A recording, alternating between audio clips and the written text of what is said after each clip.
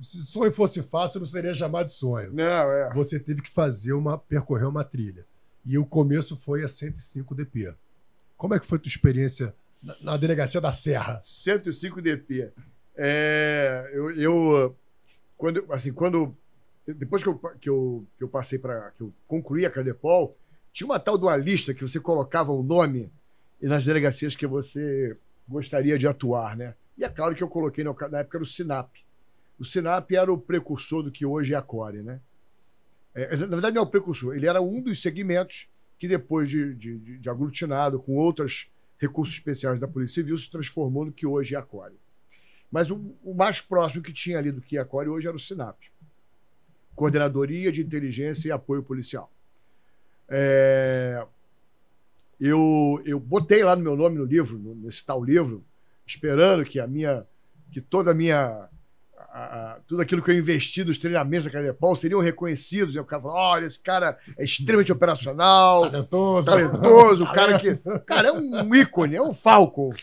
E aí, cara, eu ganhei de presente a 105 DP em Petrópolis. Que ficava bem longe da tua casa, né? Ficava muito longe. Assim, é porque o Petrópolis é aquele longe perto, né? Ou aquele perto longe. Dependendo do dia da semana, se tem ou não feriado, ficava longe ou ficava perto. Então era mais ou menos 1h30. Na verdade, nessa época eu não tinha carro. Então acabava sendo um pouco mais longe, porque eu tinha que sair de casa, pegar um ônibus para a rodoviária. Aí chegava na rodoviária, pegava um ônibus para Petrópolis, e aí lá começava meu trabalho, né? E Petrópolis foi uma grande escola, né?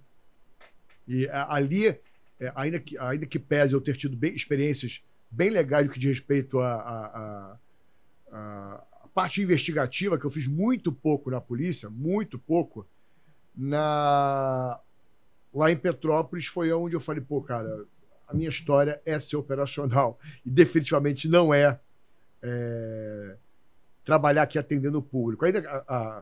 E olha que eu sempre fui um cara muito cuidadoso, muito atencioso. E por lá eu fiquei 8 meses trabalhando na 105 DP. Sem falar aquele frio, que é um frio horroroso. Horroroso. E como foi o primeiro dia lá? Eu cheguei, porque eu lembro que eu fui lotado ali perto. Fui lotado na 61, a primeira lotação, que é subida da Serra de Petrópolis. E a minha expectativa, pô, meu irmão, hoje eu sou polícia. Vou receber uma ocorrência aqui, vou montar na viatura e vou sair. Não foi nada assim. Não tinha ocorrência lá. Então, assim, em Petrópolis tinha muita ocorrência, mas era muita ocorrência envolvendo... Assim, tem muito a ver com o local que é frio, né? Uhum. Então, era muita ocorrência envolvendo pessoas embriagadas. Acidente de trânsito, homem que bate mulher, mulher que bate homem, o cara que bêbado quebrou o bar. Essas eram as principais ocorrências que tinham em Petrópolis.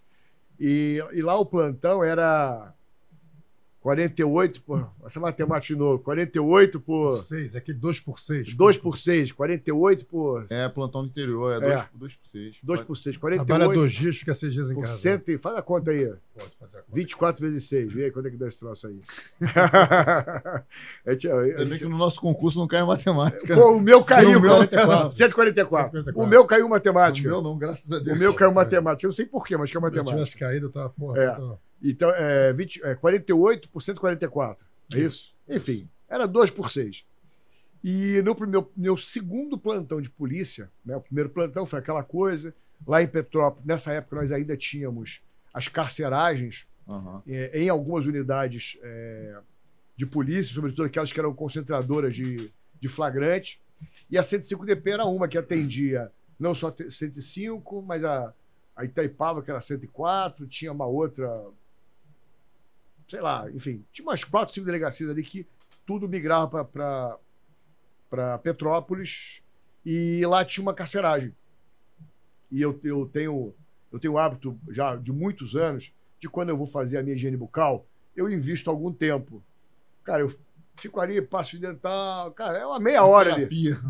Cara, eu fico ali me refletindo, ou não pensando em absolutamente nada, mas eu ficava muito tempo ali, e de repente...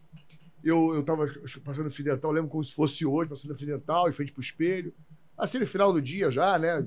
Devia ser umas 10 horas da noite, delegacia. Lá, assim, era o procedimento, ainda que que eu acho que fosse inadequado, em razão da falta de efetivo, quando chegava determinada hora, a gente fechava a delegacia. E aí abria, tinha uma campainha, o cara tocava, a gente lá atendia a parte. Então a delegacia fechada, fui lá, escovando o dente. Daqui a pouco entra o chefe da carceragem e pergunta para mim, pô, cadê o fulano? O nome do policial que era o responsável da carceragem, era o carcereiro. Era uma função que tinha na Polícia Civil que hoje, graças a Deus, não existe mais. Assim, não pelo cargo, mas quando eu digo que não tem mais, é porque a gente não tem mais carceragem. Então, isso é muito bom para a nossa realidade. A gente foca no nosso trabalho fim, que não é de acautelar preso. E eu tô lá, escovando meu dente, o chefe da carceragem chega, bate no meu ombro e fala, pô, cadê o fulano?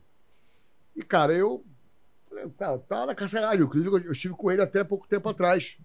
Aí, deu um tempo que o cara voltou e falou assim, ó, vai lá no armário de armamento, de cautela de armamento, e pega um fuzil. Aí eu falei, olhei pra câmera, deve ter alguma câmera aqui filmando, isso é pegadinha. Isso não pode acontecer, não há como acontecer uma tentativa de fuga da carceragem no segundo plantão de polícia. É claro que isso é gozação dos caras. Os caras estão aqui me zoar pra ver como é que eu vou reagir, se eu vou ficar nervoso, e eu me mantive lá, cara, passando fio dental, tipo assim, vai vir um cara e falar assim, pô, aí, o nosso concurso chama de menudo, né? Pô, menudo, você é corajoso, sei lá, algo do gênero. Cara, o cara viu, eu tô brincando não, cara, pega o fuzil lá. Aí, caraca, o troço é sério mesmo.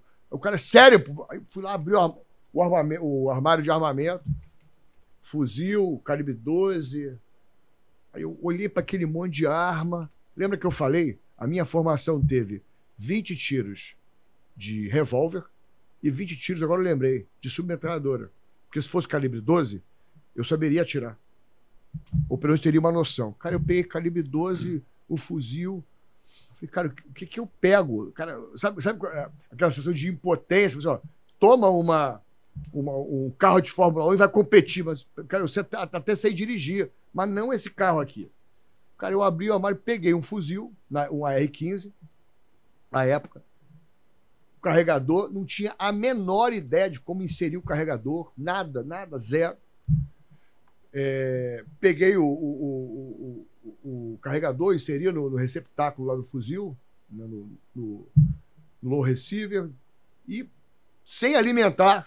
Depois é que fui ver que eu não tinha, eu carreguei, mas não alimentei, não levei não puxei a alavanca do ferrolho e fui para lá. O cara pegou a calibre 12, botou a calibre 12 lá para dentro e começou a negociação, né? Porque lá em Petrópolis você tinha um corredor longo, assim, uns 20 metros de corredor. No meio tinha o que a gente chamava de Maracanã, que era uma entrecela, né? O cara ficava meio que naquela cela aí esperando o corredor até acessar as celas propriamente dito.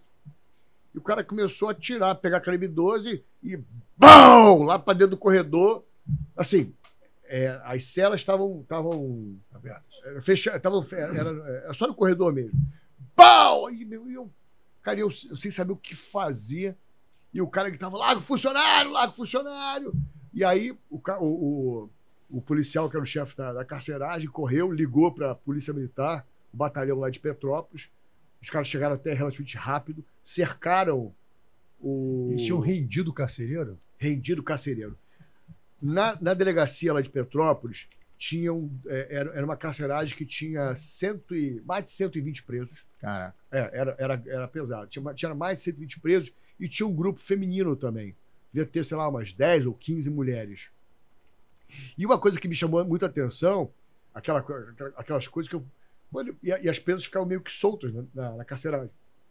E elas faziam comida, não sei o quê. E aí você via lá o carcereiro bebendo café na presa. Aquelas coisas, né? De um ambiente que já não existe mais, graças a Deus. E a história,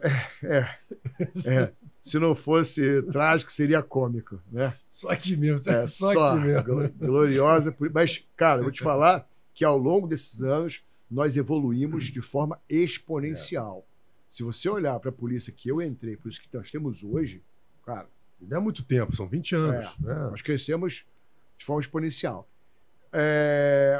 E a história, depois que assim, levantamos, pegamos os presos, como é que a história aconteceu, como é que aconteceu, A história é que uma das presas, isso de fato aconteceu, uma das presas, ela ia se insinuar para mim, como eu era o cara novo, e já sabiam que eu ia chegar lá.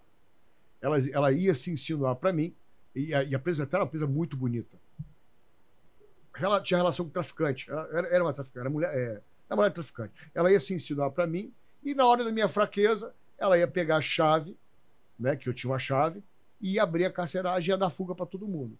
Só que, pô, naquela época eu já tinha algumas coisas que, meu irmão, eu sempre fui muito correto em vários aspectos. Assim, eu tenho as minhas falhas humanas, mas alguns valores são inegociáveis. E esse tipo de relação, cara, nunca. Quando ela veio, eu vi que ela meio que se insinuou, meio que vindo para mim, como se fosse me dar um beijo, alguma do gênero, eu bloqueei ela, peguei a chave, tranquei, falei, pode voltar. E aí ficou isso. Só que nessa história aí, como comigo não deu certo, um preso simulou um problema respiratório que era muito comum lá em Petrópolis. Aliás, toda carceragem é comum, problema de ordem respiratória, porque é um ambiente muito úmido, né? Pouca luz, o cara toda hora tem um problema. E o cara veio para fora. E carceragem é oficina do diabo, né? O cara fica ali horas, dias, pensando, construindo na cabeça o que ele vai fazer. E esse cara, esse preso, ele confeccionou, cara, uma pistola exatamente igual à nossa pistola, feito de marmita, de quentinha, que era a comida que era servida, o recipiente que era servido. Então o cara pegou aquela estrutura quentinha, sabonete derretido para fazer o acabamento, o alinhamento, tudo molde, perfeito. E pintado de preto, sei lá, acho que o cara usou, que loucura, o cara pegou aquela... Sabe quando você pega a vela, ela vai ficando preta? Então os caras pintaram com a vela, é uma loucura. E ficou uma arma, e ele rendeu o carcereiro com esta arma, esse simulacro. Rendeu o carcereiro rendeu o carcereiro, a presa tomou a pistola dele, deu pro cara. A sorte do carcereiro é que o tal do preso faxina, que normalmente era aqueles caras que estão presos por pensão alimentícia, crimes de menor potencial ofensivo. O cara que se fugir não dá muito prejuízo. Não faz. Então o cara foi...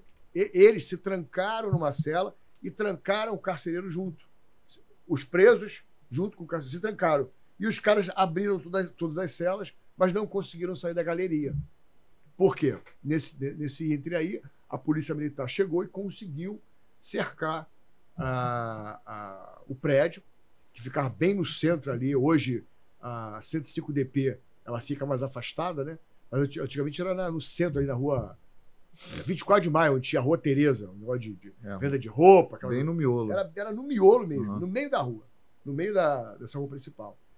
E depois de um tempo, a KPM cercado ali, que eles viram que não tinham como sair, eles vão e resolvem se entregar. O líder da rebelião, que era o cara que tinha pego a pistola.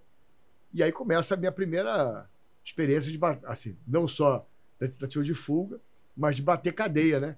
Porque a gente passou aquela noite toda pegando, assim, tirando todos os presos da cadeia, bota no canto, tira tudo que tem lá dentro, cara, e aí você tem as coisas mais inusitadas, né? Você tem faca, você tem gilete, você tem punhal, você tem de tudo. Naquela época só não tinha celular, porque não era um equipamento próprio daquela época, né? Não tinha. Mas você tinha de tudo lá. Aí você limpa tudo, e aquele... Depois que você termina... nas delegacias que tinham carceragem, era comum esse tipo de procedimento, se fazia a cada 15 dias, a cada mês, era muito comum isso. Então você tinha uma roupa para carceragem. Eu chegava para trabalhar, ia no alojamento, botava a roupa da carceragem, que era aquela roupa que eu ia me relacionar com os presos, né? Abre, leva quentinha, recebe não sei o quê, abre para advogado, essas coisas. E quando eu ia embora, tomava um banho, trocava a minha roupa e ia embora. E nesse dia, felizmente, os caras não lograram êxito e ficaram presos. Pô, imagina, segundo plantão de polícia, cara.